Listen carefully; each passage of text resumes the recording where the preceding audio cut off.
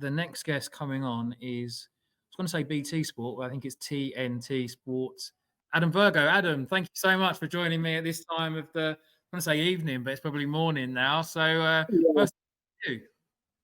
Yeah, I'm fine, thank you. Yeah, been listening to a lot of this on the way back from London, and just been listening to you and the boys for the last half an hour, just while I'm doing my prep for tomorrow's game, which we're at Wealdstone tomorrow against Boreham Wood. So just trying to do some notes before tomorrow's game. So just having a little tea break as well, and looking forward to the chat with you, mate.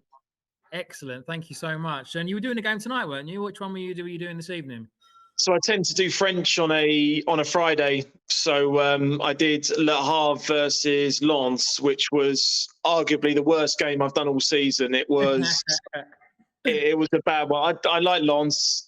They were a great team last year in France, and it was a tough one. It's one of those times where you're a commentator and you want to change the channel 20 minutes into the game and you can't. So but listen, it was one of the bad ones, but hopefully tomorrow we'll make up for it with a good game.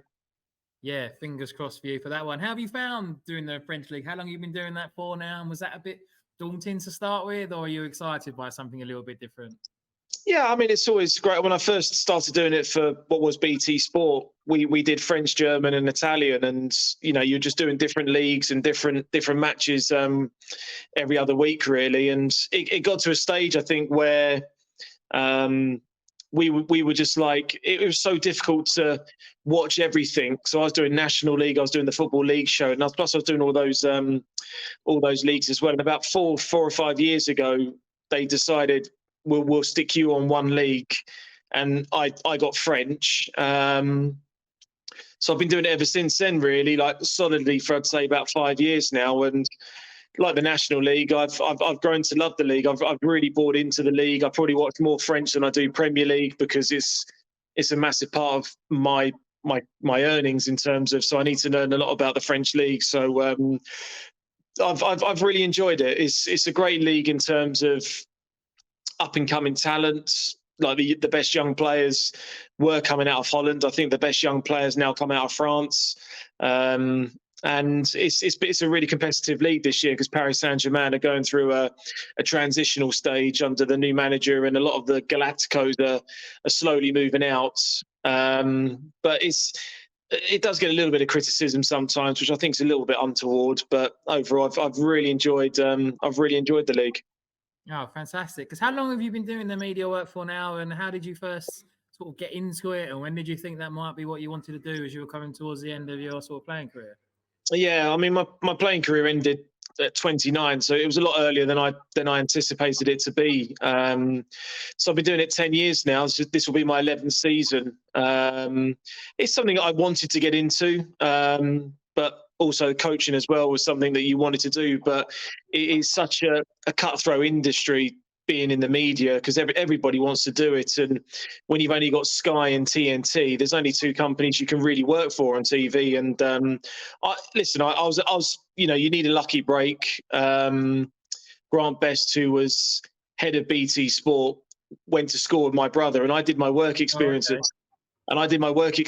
Sky when I was about 13. So I've known Grant since I was about 6 years old. And I rang him when I retired, and there wasn't really a lot going. I'd kind of called too late. So the National League had already been taken by James Beattie and Steve Bauer, and they didn't really have a pundit routine. It was almost like they were just going to use pundits week in, week out, and depending what the game was, really. And then James got the Accrington job, I think about November time. Yeah. And then Grant called me and just said, your chances now. And I know he stuck his neck out for me, because I think sometimes the people on the table want a Premier League player or an ex-England international. And, Grant did a lot for me to say, I believe in this one, and we're going to go with him, really. I've done stuff with BBC Sussex, which was a great learning thing for me. I did stuff on TalkSport. I saw you talking to the Moose earlier, who I've worked with a number of times. Saw you talking with Darky, who I'm working with on the Ajax Brighton game for the Europa League. So I've been really, really fortunate in terms of the opportunities I've been given. I've been fortunate enough to work with really, really good people, and I've had to take the chance with both hands, and thankfully it's worked out nicely for me so far. Yeah, and the National League is a crazy league to cover, isn't it? We had Jeff Razier on earlier, so he was saying sort of similar, and he said it's his favourite league. He said, and yeah, it's never dull. I don't like to say that ahead of a game you got tomorrow, commentating wise, and I hope I don't give that the kiss of death. But yeah, there's so much drama, isn't there? There's always so much going on. You're never short of a story. Yeah, and I think that's what makes the league so fascinating. I've been doing it 10 years now, and I've never really had a boring season. There's always something, whether it's at the top of the league or it's at the bottom of the league or in the playoffs. There's always something to talk about. And, I'd been doing it 10 years, and last season was arguably the best season that we had ever had with Notts County and Wrexham in terms of the challenge for the title, the exposure that game got, that we showed Wrexham Notts County. It was a brilliant game to be part of. The playoffs every single season always deliver something, which has always been a great watch. And the Chesterfield Notts County game was no different. It's great seeing managers come through. The likes of Mike Williamson, who's now gone on to MK Dons. We've seen good young managers being given an opportunity in the Football League. The Cowley brothers. I sort of heard you talking about Nicky Cowley earlier. Yeah.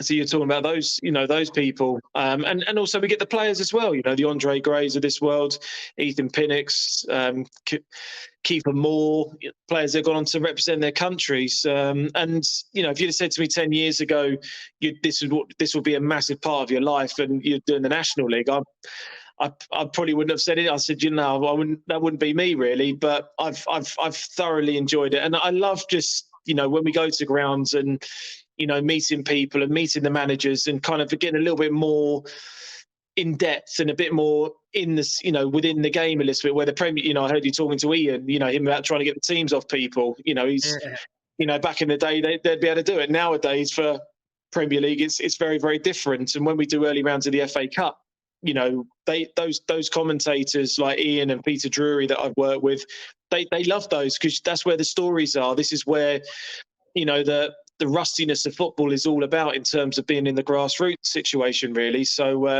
I love it, and I take there's always a story to be covered, good and bad. There's always a player to keep an eye on. They tend to do well now in the FA Cups.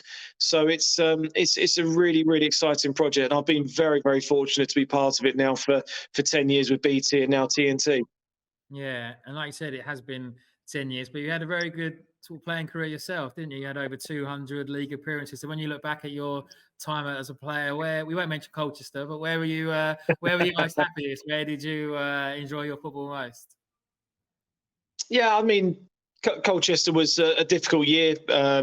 It was kind of, it was just that they had a really, really good season the season before, and I went there and it just didn't really work out really. I mean, my first tenure at Brighton was a really, really happy time. A local boy playing for your local club is, I think, anyone's dream really. I think when you grow up kind of living in a city or living in a town, you always have a soft spot for your local club, and Brighton was no different for me. So I was very fortunate to wear the shirt and later on in my career wear the armband, which was always a massive honour for me. To be honest, I think my happiest year was probably down at Yeovil. I think it was just a stage of my career where I'd left Brighton for the second time. A bit of a crossroads in terms of where I was going. And Nathan Jones, who was the manager of Southampton and Luton, he called me and just said, look, why don't you just come down? The manager's interested in speaking to you. And I didn't really see it as I don't know, it just wasn't something I was really interested in really. But I went down there and I thoroughly enjoyed it. Whether or not there's less pressure on me, I don't know. But it was probably the happiest year of my career, really, because I love playing for the club. The people that worked there were really, really supportive. The players that I played with were great lads, and I had a good season as well, which always helps. And at what point in your career did you ever consider coaching and management, or when did you sort of start thinking that punditry was the way forward for you? Yeah, I mean, I think it's always a dilemma question for any footballer. It's I heard you talking to Coxey earlier. He wanted to be into to coaching, but it's a very, very difficult road. You know, when I took my B license, we were talking about how difficult it is because the finances in coaching at certain ends of the spectrum is very, very difficult. And it was quite interesting when we were talking to, you know, in my B license, we had like Patrice Evra, Ashley Cole, and people like that who have had fantastic careers. But there was a lot of that room that, you know, Charlie McDonald's there as well. You know, people like it. There was a lot of the room there that probably needed coaching to still pay for a mortgage or still pay for your life. And like where when we looked at people like Ashley and Patrice, they could take a year off and do their badges and go in and do the hours and sort of learn from there, really. But it was a very difficult balancing act. And I went into Brighton for about 6 months and I was doing some coaching there. But just the media, just when I got given that opportunity in November, that just kind of took over there, and I couldn't really keep up with the coaching. And that's where further on down the line, that's when I set up my own academy in Brighton to kind of combat doing coaching, giving back to the community a little bit, working with kids and boys and girls, and that's given me a huge amount of pleasure, probably more than my playing career, to be honest, because it's a business that I've set up on my own. My wife does it with me as well. I've got some great coaches. You know, we've had boys that have come into us and gone on to Brighton and to Crystal Palace and to London teams. So it's that's the reward as well. But also the reward is, you know, children that have struggled with confidence and struggled with things like that, and we welcome them in with open arms and give them a chance. You know, you're talking about your kickabout on a Friday. It's like all abilities, and you know we cater to that as well. Really, we're not all about the elite academy because there's still a market for boys and girls that just want to learn the game and just want to have fun and come to a safe environment where we're not here to judge you at all. You know, if I can make one professional footballer out of how many thousands of people end up coming through my door, that's a success. And but so you're kind of looking at the bigger spectrum of can we make these kids you know, better human beings? Can we get them to learn about respect? Can we get them to work as a team? Can we get them to build their confidence? And you know, we deal with all types, and I think that is probably my greatest reward in terms of everything I've done in my career in my media. The reward of the academy is a big one for me. Yeah, no, it's fantastic as well. And do you still work for an agency? I know I've spoken to you about a couple of players before. Is that something else that you're still involved in as well? Yeah. Hype Sport Management is it's something that I do with a guy called Ali Miller. So he's a golf agent. And half the agency is golf, and then we ventured into football. So, you know, we're always on the lookout for talent. We try and look at players with potential. You know, sometimes it's a gut feeling of who you like, but it's a real competitive industry, that is, because you know everyone has an agent from when you turn 7 years old. Everyone's got an agent now. It's so difficult to pinpoint people down. And but yeah, that's challenging. That's really, really challenging because we don't want it to be an agency with 50 players. We want it to be a small agency in terms of you know, it's more like we describe it as a family, like Hype Family, we call it. So we want it to kind of be where we can give the attention to the players. And you know, I've been in agencies where you just get lost in it. If you're a League Two player or a League One player, and they've got 5 Premier League players on their books, and one of them's an England international, what you bring to the business is not really going to contribute to the top end, and you get bought in, probably tick a box, and then you don't really get spoken to and seen to. You know, I had 5 agents in my career. I was only a pro for 13. So, you know, I was almost every 2 years I was getting a new agent. So yeah, but that's challenging. So, you know, with everything else going on, it keeps me busy. Yeah. And bringing it back to the National League, what have you made of the season so far? It's been an odd season, I think, because to me there's no real clear favourite. I thought Chesterfield would start as favourites, and you know that's understandable. A losing promotion finalist. I think Cookie's signed some real key experience in key areas. You know, Grigg coming in is always going to be an obvious signing. You know, the players have gained great experience from last year. But then, you know, you've got the likes of Solihull Moors that have probably started quite surprisingly well under Andy Wing. You know, Bromley had a bit of a slow start. You know, now they're getting going. You know, Oldham have picked up a little bit now after a pretty poor start. You know, it's a real difficult league to really call. You know, even the relegated sides like Hartlepool and Rochdale, as we know, like you come down in that first season, and a lot of those clubs are in dire straits in terms of finances and the club going out of control. But you know, I remember listening to Jim McNulty's first interview, and it was almost like you wouldn't even realise the club had been relegated. I think he almost took it as, this is still a very, very good league. This is still a league where we can build and progress and try and start again. So that, I think that's why it's so difficult to call this year. You know, Ebbsfleet have come up, and you know they've had some really good results and they've had some really, really poor results. But it's a really, really competitive field this year, and it's probably the hardest one I've had to call in a long time in trying to pick out a winner. Yeah, and just finishing, bringing it back to Southend, where I'm sitting right now. I know you're a big fan of the work that Kevin Mayer continues to do in incredibly difficult circumstances.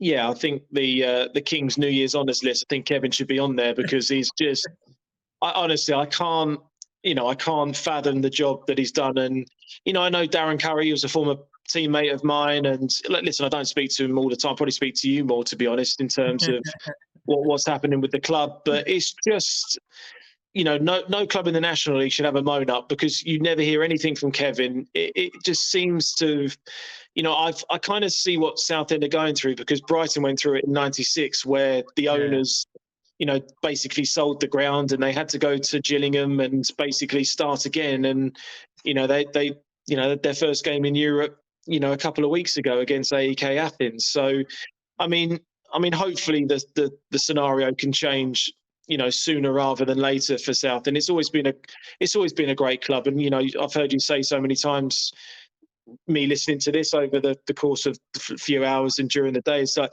the community feel, and you know, the fans are always going to be there through thick and thin. And the good thing is you've got a manager there as well that is getting the best out of players. And he could have quite easily have just turned around and said, you know what, this is not for me. This is not something that I want to do. I don't need this, because I could probably walk away and I could probably get a much better job in terms of stability, finances. I can go and sign some players. And he seems to have, I think for him, because he's been a former player and a former captain, and, you know, he's probably got blue blood in him in terms of he'll always be there till the very, very end. And I think the fans have just got that, and fans love an ex-player as a manager, and they've got that person behind them in terms of, you know, if you hadn't had the 10-point deduction, you'd sort of be up around the playoffs, which is just which is remarkable, really, when you've not had a full bench all season. Unbelievable, really. So yeah, kudos to the Kevin and to the management staff and to the players and to the fans, and you know, and to yourself as well, mate, because you're doing a great job, and your eyes are just seem to get wider and wider the more as the hours go on. So you need those matchsticks out.